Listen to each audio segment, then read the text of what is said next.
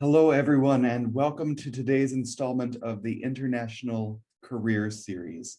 My name is Matthew Hughes, and I serve as the Executive Director of the International Relations Council in Kansas City. Thanks so much for joining us, whether you're live on Zoom, watching on Facebook, or viewing this recording at a later date. The International Relations Council strengthens Kansas City's global perspective by maintaining an active dialogue around world events, global issues, and their impact on our community. As a nonpartisan, educational, nonprofit organization, the IRC values informed civil discourse, accessibility, and substance as we work to sharpen our community's 21st century global acumen. Learn more about the IRC, including about other upcoming events and how to join as a member online at irckc.org. Don't miss next week's Global Horizons Day-long celebration, which will offer you a sample of the full range of IRC digital programs. Learn more at our website and join us on Thursday, April 29th. Staying home is still the perfect chance to investigate careers with an international focus or opportunities to work around the world.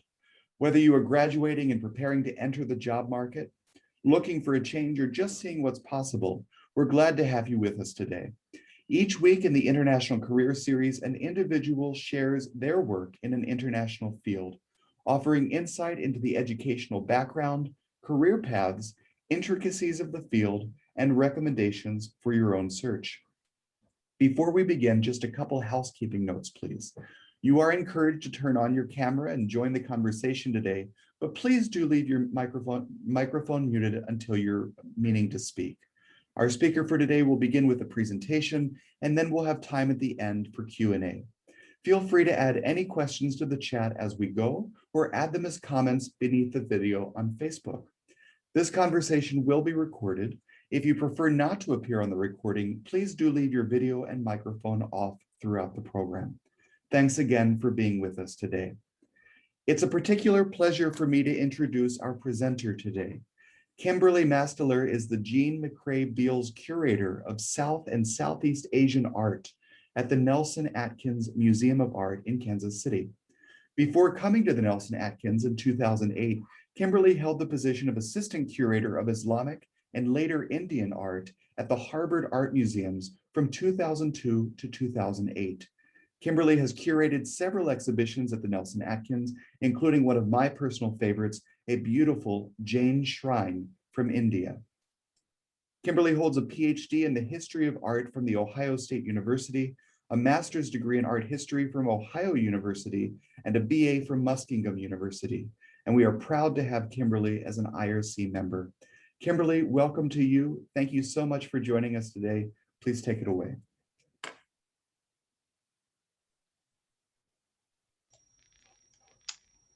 Hello and good afternoon, and thank you for your lovely introduction. It's a pleasure to be with all of you here today on what I hope is now finally spring to talk about internationally focused careers. And when Matthew and his team asked if I would come and speak about my experience in my job as a curator, I was very excited to do that because I really believe in the great potential for cultural institutions to have impact both individually and on entire communities in terms of sharing cultural knowledge, appreciation, and creating a space for both enjoyment and empathy.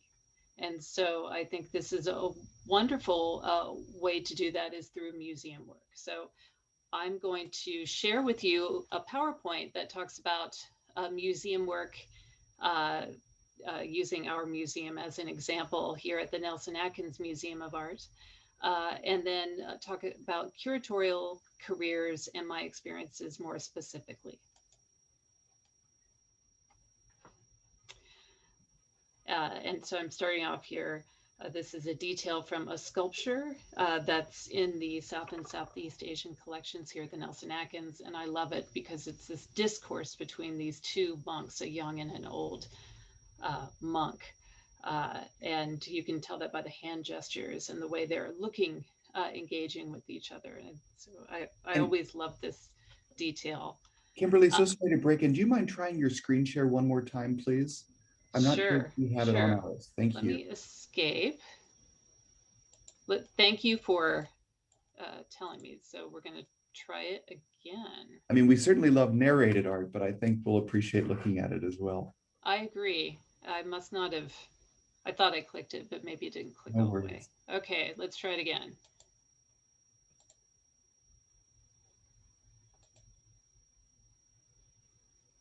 Perfect. We have it now. Thanks so much. Excellent. I think I didn't go and click the second button. So, all right. So this is the guy I was talking about.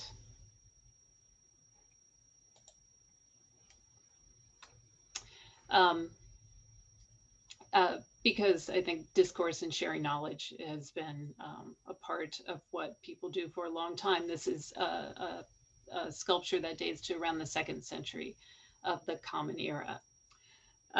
So let me get on to our introduction of the Nelson-Atkins, a place that I'm sure many of you, if not all of you listening, are familiar with, if you're at least if you're from here in Kansas City. We are a museum of art. We opened in 1933 in this original, very kind of classical style building that you see in the center of this photograph. The building gallery space kind of almost doubled in size in 2008 with the opening of the new wing, kind of a postmodern glass building by Stephen Hall, which you see cascading down the hillside to your right. The museum now is home to over 40,000 individual works of art. So it is a probably medium-sized to large-sized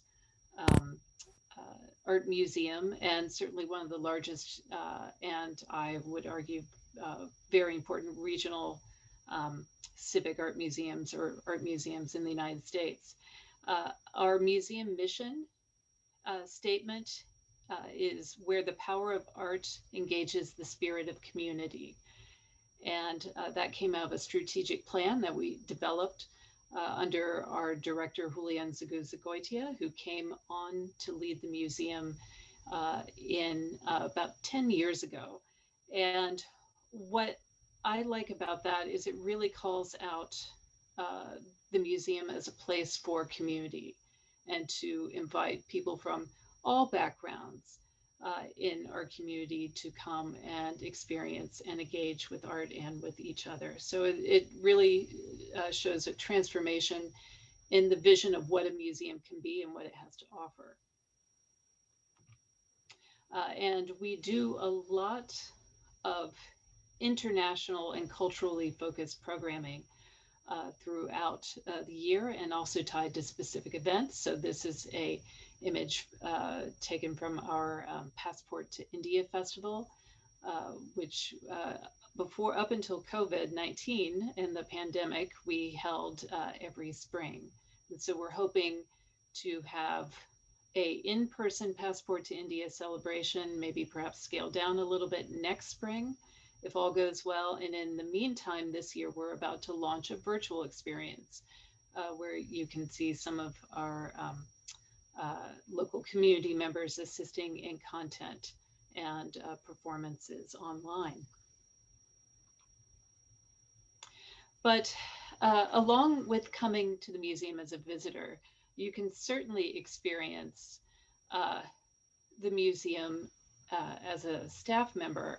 And I find museum careers can be very rewarding and offer you opportunities to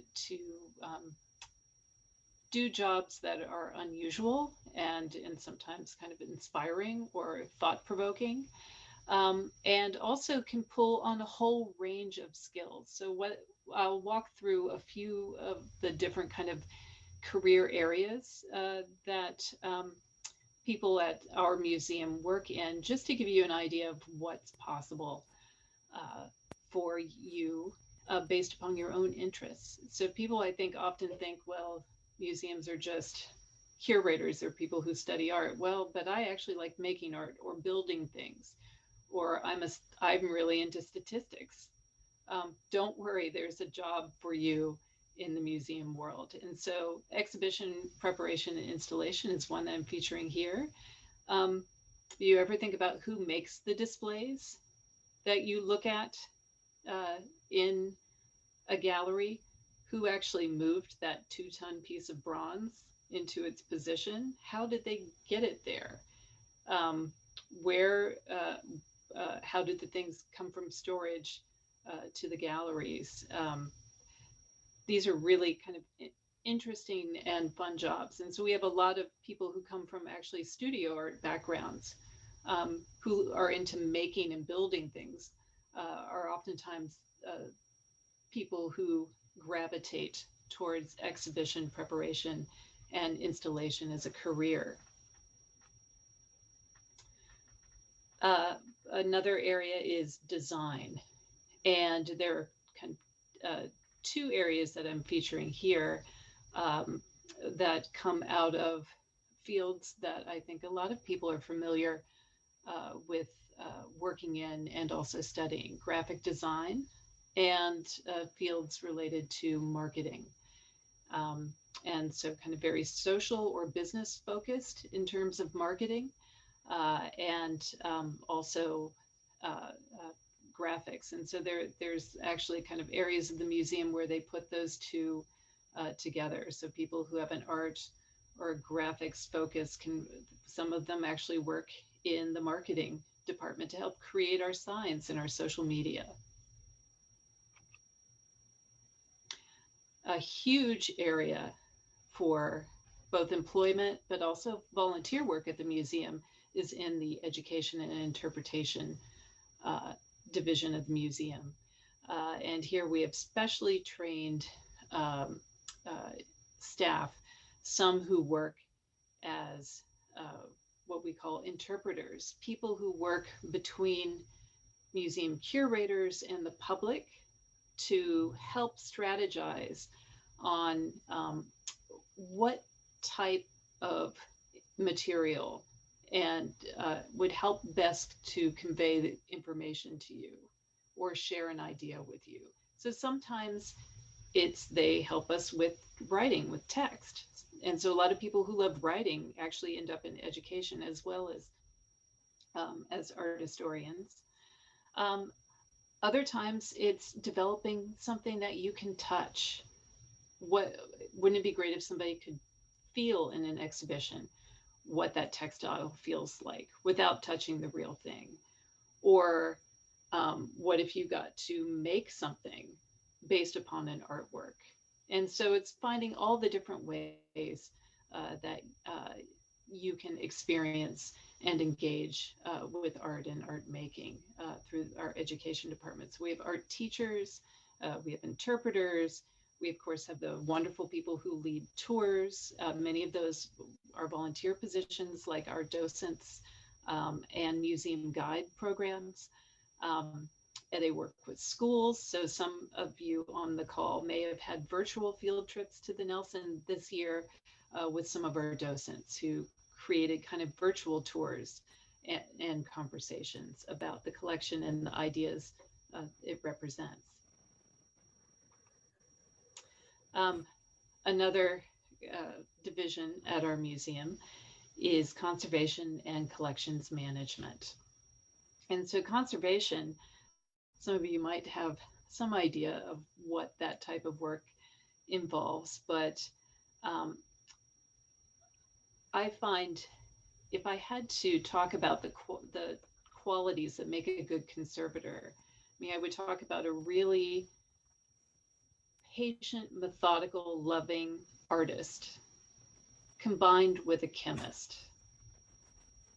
And that's not necessarily everybody. Not everybody who's a painter wants to be a painting conservator.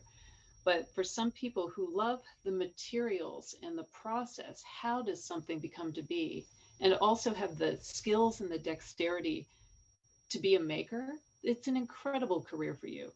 And a career that involves skill. If you wanted to be a conservator, you would probably need coursework in both studio art making as well as in chemistry.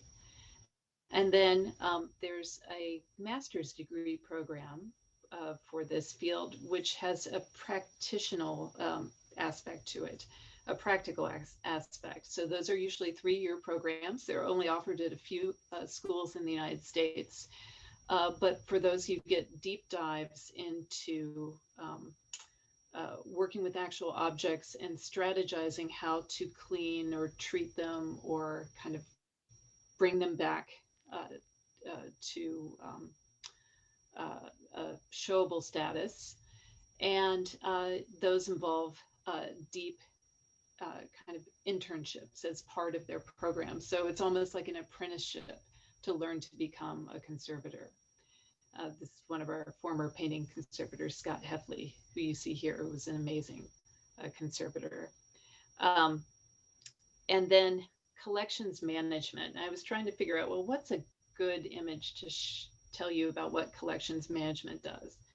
So that's the department in just about every museum whose job is to keep track of the collection, what comes in, what goes out, and where it is, and to make sure it's in good shape, it's protected.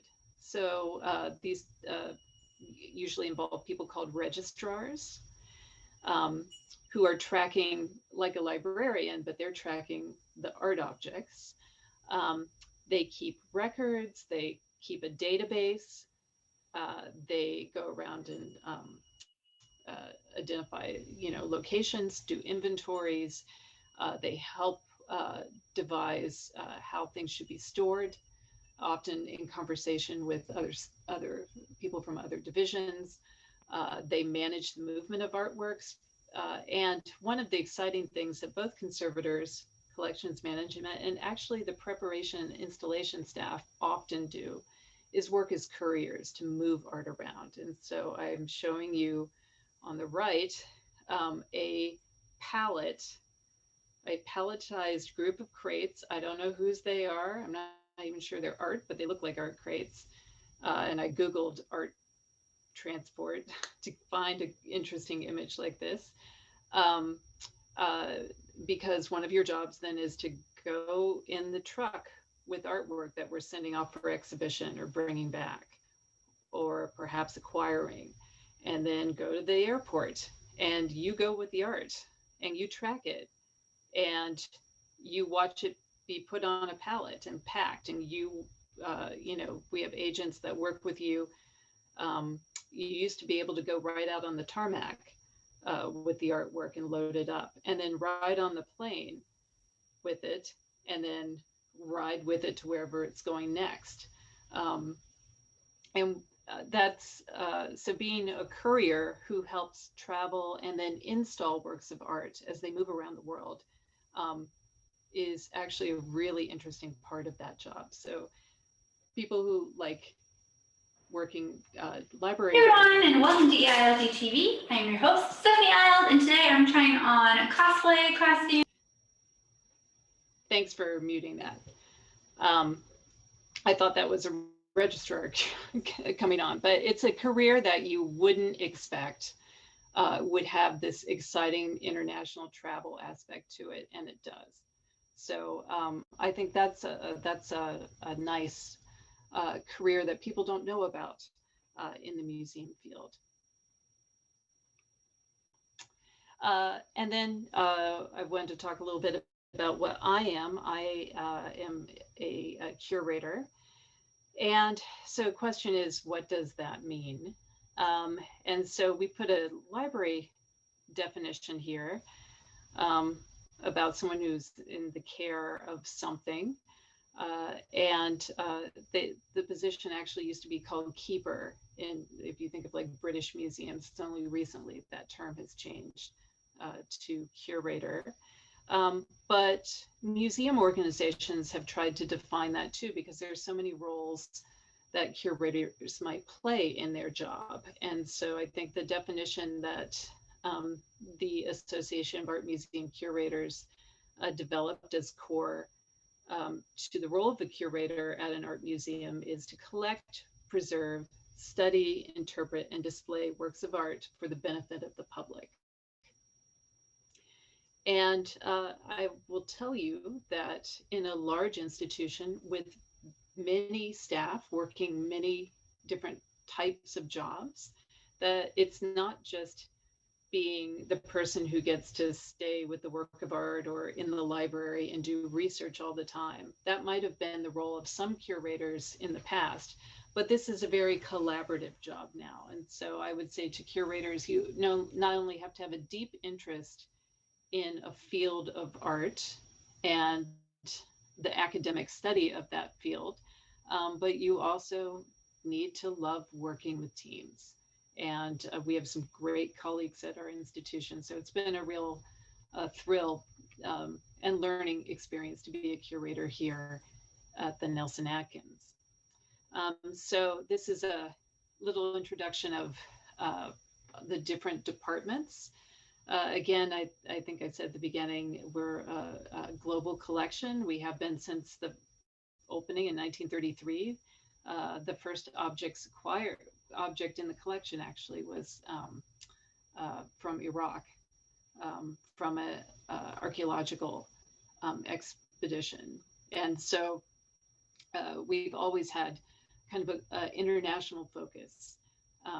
And so we have a very diverse collection. And these are the individual kind of department areas devoted to the study of different areas of the collection. And so what do we mean by sharing the collection? We certainly do that in many ways. Sometimes it's through talks, lectures, like you see on the lower right, or gallery talks, or it could be sharing it with oftentimes students or scholars or visitors, taking them even into storage and looking at works of art together.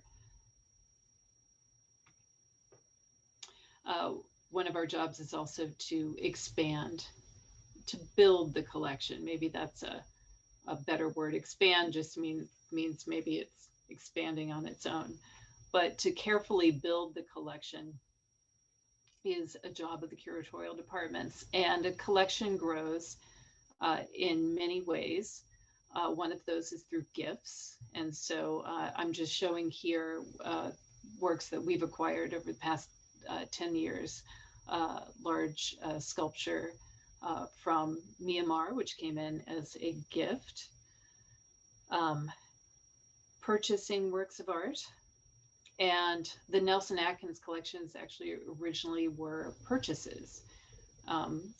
Nelson didn't give us a great collection of art. He wasn't that type of art collector, but he felt so strongly, he and Mary Atkins both, that the city needed an art museum and a place to see great works of art that was a benefit to the community, that they both left money to build a museum and to collect art. And so purchases are a main way that museums acquire art. And sometimes that's also kind of a gift, because you oftentimes have to ask people to donate money to help a museum acquire a work.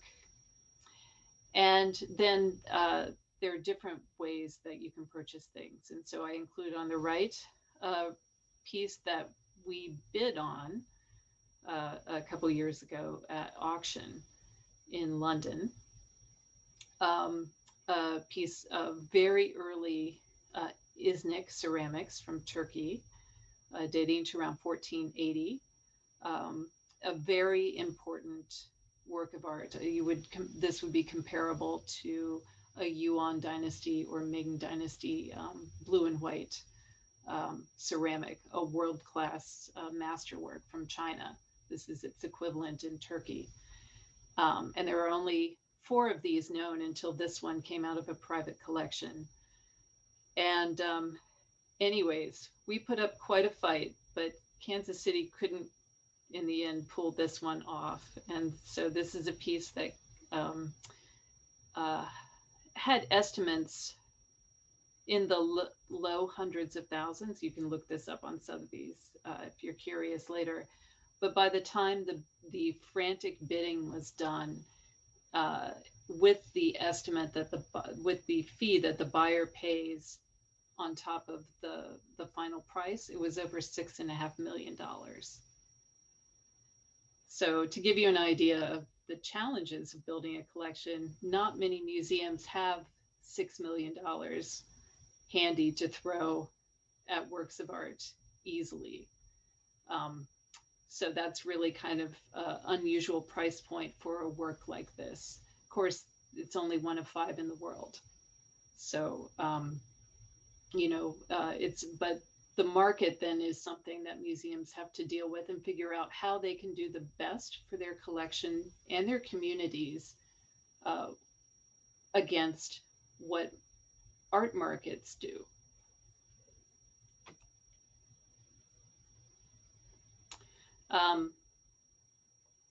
And then, of course, one of the main ways that curators help to share collections with public is through the development of galleries and exhibitions. And so this is a project that I worked on here a few years ago, I guess in 2013 and 14, but it's one we're really, we really still think about as something that we'd like to do again. And I'll tell you a little bit of this.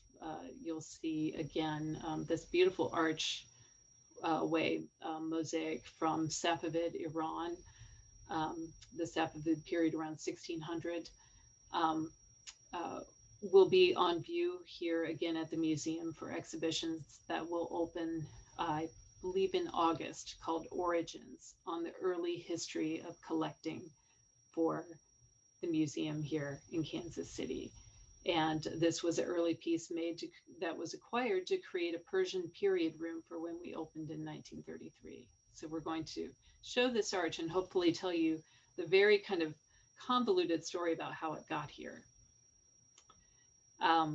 But this is an exhibition that we put together that enabled us to bring out of storage some of our Islamic works of art that were not on view and put them in conversation with works by contemporary artists who were exploring either the style, the visual appearance of Islamic art, or maybe some of the content, and used that as kind of a starting point for their own contemporary artwork.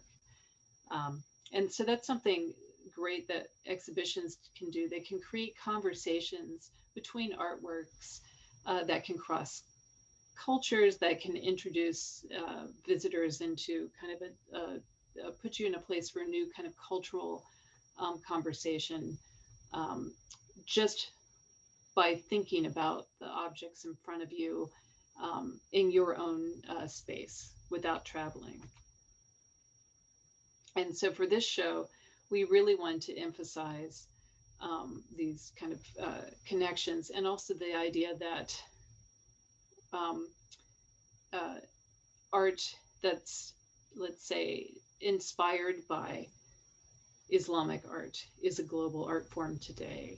And so we included on the title wall a world map that helped us frame the exhibition, helped us define what we meant when we talked about historic Islamic art, and also indicate the places in the world now where artists, whether they're from Middle Eastern or Asian descent or not, are looking back at historical Islamic art to inspire their own work.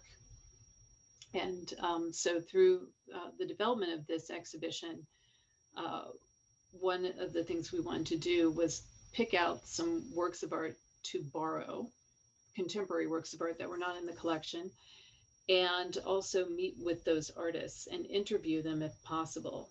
And so this is one project where I traveled in order to do that part of the work. I went to the Islamic Art Fair in Dubai, or a contemporary art fair, and then I went to Doha And in those two locations, I both connected to arts and cultural events. I was able to meet with individual artists, talk about them, about what works of art might be appropriate for this exhibition, and see them in person to kind of help vet them and imagine what they'd be like then with our designers in our space, and then capture interviews with them about the works that they created and what they meant to them personally.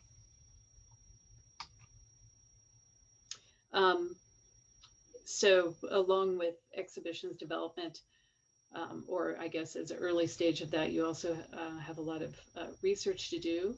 So sometimes that takes you to the library stacks in the basement. Sometimes that requires you to go travel. And so we often, I and my colleagues here sometimes have to go somewhere like the Library of Congress or go abroad to look at particular archives or collections as part of our research work.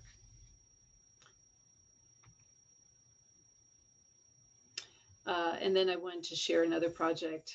This is the one Matthew mentioned that's very dear to my time here at the Nelson-Atkins.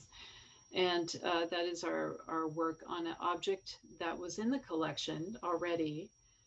It had been acquired in 1932 in preparation for our opening, but we're not even sure it was on display for very long. We think it was only shown for a short time, and then it was taken apart and it had lived in storage for, goodness, you figure that out, over 70 years. And that's this wonderful wooden Jain shrine, which is a wooden shrine that would be commissioned to be put in the home of a patron and his or her family, and it would be a place that you could do your morning and evening prayers, like a prayer room in your house. And in kind of the pre-modern period in India, and especially in the western states of Rajasthan and Gujarat, where there were many Jain families, wealthy families, especially if they had lived in kind of these urban townhouses, would create very elaborate home shrines. And so this is one of those. And when we first saw it in storage, I have to tell you, it was all brown. And we were looking at this and I'm thinking, well, this is why it's not on view, because they bought the Indian temple room. They bought some other things that looked better, maybe that they thought were in better condition. But looking at this with our conservators, we could tell that there was color underneath all that brown dirt and grime and oil that was built up on the surface. So we pitched this as a project to clean the shrine and see what we had. And so this was a 2-year process, probably 2 people not working full time, but 2 staff people working on 20 carved sections of wood, and part-time work, but it took 2 years and tens of thousands of swabs to clean the shrine. And during that time, we also we have a scientist who is part-time employed by the museum, a conservation scientist named John Twilley, who was able to do some analysis on the shrine while we were cleaning and consolidating, trying to treat it so the new paint and wood didn't fall off the shrine, so it would be in good condition to exhibit.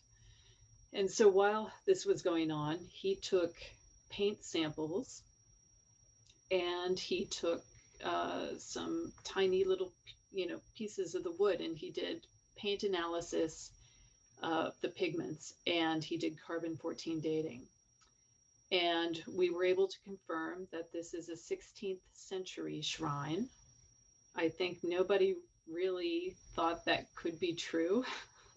Even though it came in sold to us as being from this period, because it has new paint on it. And we thought, well, what are the odds that this could really be that old, and it was. And it actually, our research on this inspired both us to look at other shrines in American and foreign collections, and to engage other museums and collectors to now undertake studies of their Jain shrines. And so we're hoping that this will create kind of a database where we can kind of track the styles, the time periods, the materials used of this tradition, because it's not a stone building that sits outside. It's not like a temple, which those are well studied, and there's an archaeological survey to protect them.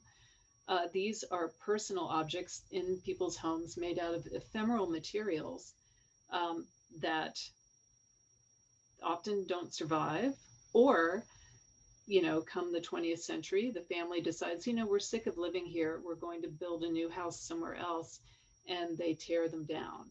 And that's actually the point of this kind of modern building phase in India, when so many of these home shrines were deconstructed and sold. So you can almost kind of track this along with modern urban development in India. And it's a wonderful thing, I think, then to try to document this vernacular art form before it disappears. I wanted to show one last comment about the Jain shrine. You're seeing along the top of this slide what we call a lintel section. It's, like the strip that's over your doorway to a door. And it has a lot of figural carving, as you can see. And if you look to the top of your right, as you look at this, you see this group of white-clad monks. And when we were cleaning this, I remember working very closely with our conservator. And so she would say, come on in, look what we see today. And if you look at the seated monk that is to the left of the two standing figures in white, you'll see that after it's cleaned, we realized he was wearing a mask over his mouth. And thinking about the world we're living in now really got me thinking about this detail as I was thinking of our presentation today, because the mask is called a muhapata, and it's something that Jain monks and sometimes nuns, or sometimes depending on your own tradition, lay people might wear during a particular ritual or prayer period.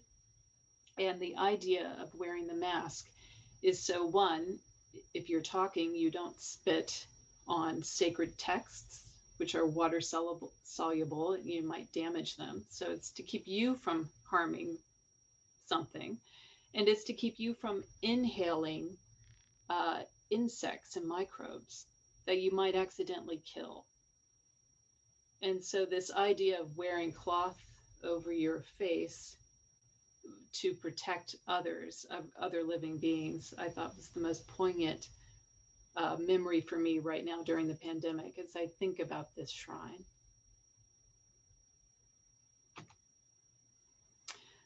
And so, as I said, this project then took us to not only share our research findings with colleagues at other museums, but also travel to India to try to see as many extant Jain shrines that we could, most of them which were no longer in private homes, but which were in museum collections. And the bottom right slide, if you can see it, we actually were introduced to a man who was 89 at the time, and he was one of the last surviving traditionally trained carpenters in the state of Gujarat in Western India, who had worked on structures like these. And so we had this amazing meeting with him where we shared images of our shrine with him and asked, well, how would you make it? How do you think it was made? What materials would you use? How would it be done differently today? Who's doing this today? how did you enter this field? And we had this amazing hour with this man again. And so there's the opportunity to do international research that hopefully really helps to understand and preserve knowledge about fields, particularly historical fields um, that where that opportunity to learn, especially firsthand from someone, may be disappearing. So I guess what I wanted to do is go from broad opportunities to very specific stories in this presentation. But I hope just in the few careers and stories that I shared with you, I've shared some of the many ways that working at a museum can get you involved in an internationally focused career. And that can happen. You don't have to go abroad to do that work. It can happen right here, even in Kansas City. So I want to thank you all for your time, and I'd be very happy to answer any questions or point people towards more information about opportunities, careers, and hopefully encourage you to come visit us here at the Nelson-Atkins. We are open and we are hopeful for a bright and wonderful summer. Kimberly, thank you so much. That was utterly inspiring, and I am rethinking my career as we speak to see how I can get into what you're talking about. Just the variety of opportunities that you shared, I think, is really exciting for our audience who come from so many different angles. I'm curious if you wouldn't mind sharing a bit of a personal anecdote. What brought your interest around in South and Southeast Asian art? What inspired you to pursue that part of the world? Thank you for that question. And it doesn't seem like a natural fit, right? Because I'm from Ohio. I am the first in my family to finish college. And I was, I guess, fortunate in two ways. I thought I'd grown up as a teenager. We lived near the Columbus Zoo in Columbus, Ohio. And I loved the zoo and I loved working with animals, and I volunteered there. I worked there through college in the summers. And I thought I was going to be like a zookeeper. I wanted to be Diane Fossey. I wanted to be out in the field studying animals. That was my dream, right? And then I got to college as a declared biology major and realized that I was awful at math. I was horrible. I failed calculus. I kept falling asleep in, the chemistry class. And I thought, why is this so hard for me? I thought this is what I was all about. But I was already a double major with art and English, and I always made art, and I always was a natural for English, and I was loving my history classes. So I thought, okay, I need to make a change. Maybe I'll be an English teacher or something like that, an art teacher. And it was about that time, probably the middle of my college career, that I took a class that changed my life, my whole focus. And so this is something that I would encourage students to do, is to be open to change and be open to finding that niche for you. And it was through a teacher, a professor named Joe Elkins, who at this little college, he was religion and philosophy professor, but he had this sweet little old man, but he had struck up some deal somehow in the 1970s with Banaras Hindu University in India. I don't know how he got connected with this job, but he had this deal with them that like every other year, he, for a semester, would teach Western philosophy in India and study Eastern. And so he had, by the time I studied with him, 20 years worth of stories and slides and his own research. And so I took a class called Religions of the East, which was a seminar, which they wouldn't even offer these days, because we met at his house, like 10 kids a year, every Monday night for 4 hours, and watched videos and had slide lectures and discussed readings. And he would serve what he called spicy tea, which was tang with chai spices, and cookies and stuff. And by the end of that year, I was convinced there is nothing in the world more interesting to me. There's no culture that at that time I had felt so enthralled by the richness and the layers of history, different religions, and as an art person, the art, both historical, ancient, and contemporary, blew me away. And so I made this decision to be a Indian art historian in New Concord, Ohio, and never turn back. And luckily, my folks, who didn't get this at all, said, well, okay, give it a try. We'll support you. And so fortunate for me, I was able to go through my graduate degree with TA support and not too many loans, and get a job. Wow. Thank you so much. Yeah, it's amazing how our journeys take us in all sorts of ways that we can't expect. Please do continue to leave your questions in the chat, or raise your hand like Mike Goodman has done. Mike, if you'd like to hop on, we'd love to have your question, please. Yeah, thanks. I was interested in knowing, since this is another international aspect of museum work, has your institution become involved or had any difficulties either with works of art that were originally confiscated by the Nazis and then found their way into the international art market? Or have you dealt with the issue of foreign nations that want to reclaim their national treasures? Thanks. Yes, I think you need to have a second webinar, Matthew, sometime with Mackenzie Milan, our Provenance specialist, who can go into much more detail. So I won't go into a lot of detail about things I don't know a lot about, but I can tell you that yes, these are definitely issues. In fact, we had an exhibition a few years ago of works of art in the collections that had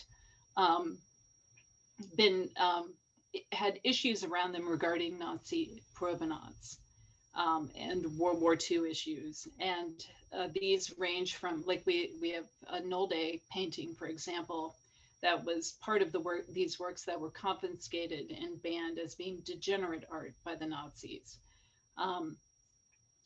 So there are definitely stories, and in fact, that's why we have a position called Provenance Specialist here at the museum. It's essentially a dedicated research curator whose sole job is to research the history of the objects in the collection, and gets called in on special duty when an issue is pointed out or arises. But like many museums, that has come up here, we haven't had perhaps as many high profile incidents of kind of discoveries so far, but that doesn't mean they're not out there, because the more we research or the more other people learn, they can share that information. We actually just had, and I could direct you to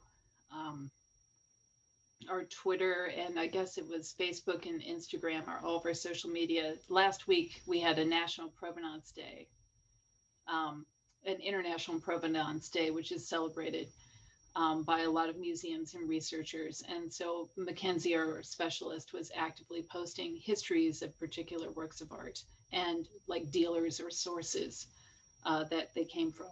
But yes, it's a very important topic. And I guess the one thing I didn't say in talking about curatorial work is, along with researching the art historical importance of something, now today a curator's job is, it's almost equally as important to research its history of ownership. So yes, you're absolutely right. Kimberly, one of the most impressive things for me about the Nelson-Atkins Museum is that it's an encyclopedic museum. And I think there's a lot of value with that, that you really get to see so much of the world through the eyes of art, and get to take that tour as you visit. But in places like South and Southeast Asia that are incredibly complex in terms of societies and religion and culture and just really intricate histories, in an encyclopedic museum like the Nelson-Atkins, how do you make those decisions about what should be represented, what should be omitted, what should be brought in from time to time? What goes into your decision-making process about the art that is put on display? A lot of those decisions, in my case, were kind of inherited. I manage galleries that were pretty much set into their configuration many years before I arrived. So, and also we inherited kind of what the earlier collectors focused on. And so for my area, the great strength where they made a lot of acquisitions in great depth was Indian sculpture, both stone sculpture, but also bronzes. And most of that material was acquired before the 1950s or by the 1950s. A lot of it, those pieces were actually acquired through the 1930s. So we actually, in some ways, were fortunate that we weren't building that collection recently.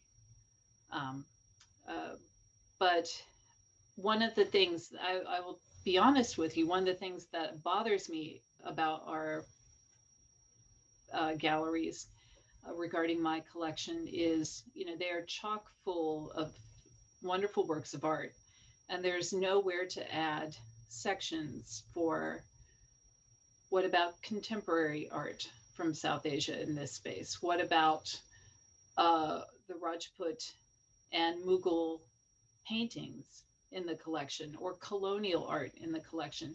The Jain shrine doesn't have a permanent home. And so that's why we've created kind of a rotating place, a gallery that we could use to kind of keep moving things onto view and talking about them in different ways than they might get explored if they were on view in the permanent gallery. So we try to do this with kind of temporary focused galleries that can balance and tell different stories than a permanent gallery can. But that's a huge question. I mean, at some point, it's a fight because there are so many issues you want to raise or works of art you want to feature, but you're limited, like you are in your house, you're limited by square footage. And most museums, most of their collection is in storage. I think for us, it's probably only 6% of the collection on view at any time, which is actually a super high stat. My last museum, it was often 2% or less. Part of that is because so much of the collection is light sensitive, works on paper, textiles, photographs, and things that have to be rotated, that can't be left on view. And so because of that, every museum has a storehouse of materials. But I also feel like it's our job, if we're not just a warehouse, we're a museum. So how can we explore that? What strategies can we have to share that? And so it's a constant goal, and sometimes a frustrating one. We have time for just a couple more questions, and I want to make sure we get to this question from one of our viewers today. Could you talk about some resources, possibly, if people are interested in getting into art as a profession? Can you direct them in a few ways, whether it's a professional association or another place they might find some information?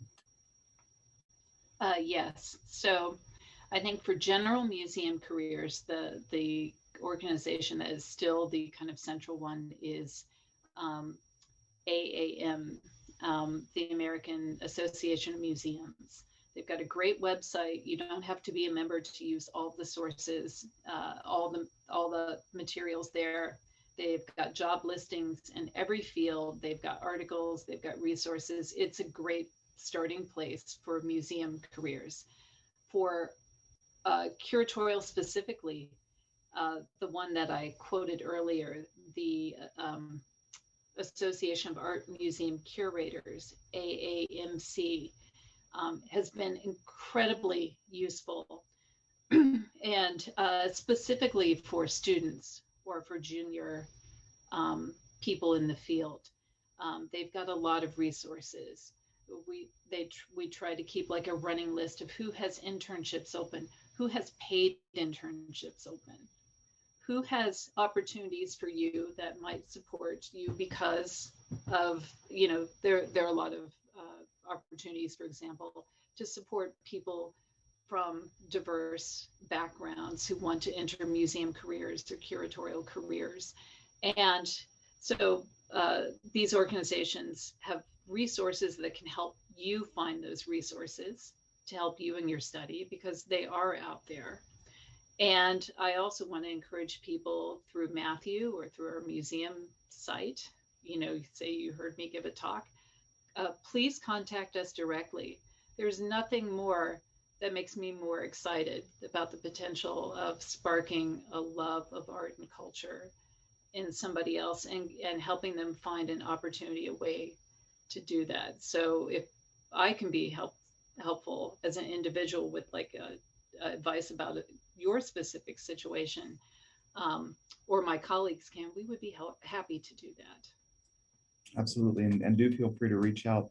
Kimberly, I think we have time for just one more question, and I really am curious about your response to this. Technology has been such an incredible tool in so many ways, and I can only imagine the ways that has opened up research and connectivity for you in your work around the world. But it also may not be the most helpful always when we're talking about enjoying art and appreciating art. I mean, art represented on a screen is not the same as appreciating it in person. Would you talk just very briefly, on balance, would you say technology is more useful or less useful when it comes to art and art museums? All right. I think the ability to connect and share or research technology has totally transformed, and the ability for like someone in China or Africa to log on, look us up, and research our collection, and then communicate with us, that never existed really for the past few decades. And so I think technology on the whole is absolutely vital. But you're absolutely right about the actual experience. I think it's very hard. It's one hell of a work of art that can bring you to tears looking at it through a Zoom lecture, that can communicate through that medium. I hopefully that will change someday, but there is nothing that replaces the experience of something in front of you that you can touch or that you can hear. And so that's something we really debate here. Like, should this be a live event or a Zoom event?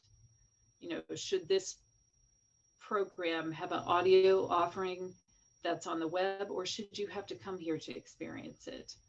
And that because we really want people to come with friends, come however you can, but we really want to emphasize there is something about the power of being somewhere with something, with your senses and your heart and your mind, whatever it's doing in that moment, that is different than a virtual mediated experience. So I think the digital is absolutely crucial. We wouldn't be where we are today without it, and certainly in this COVID moment that's proven that.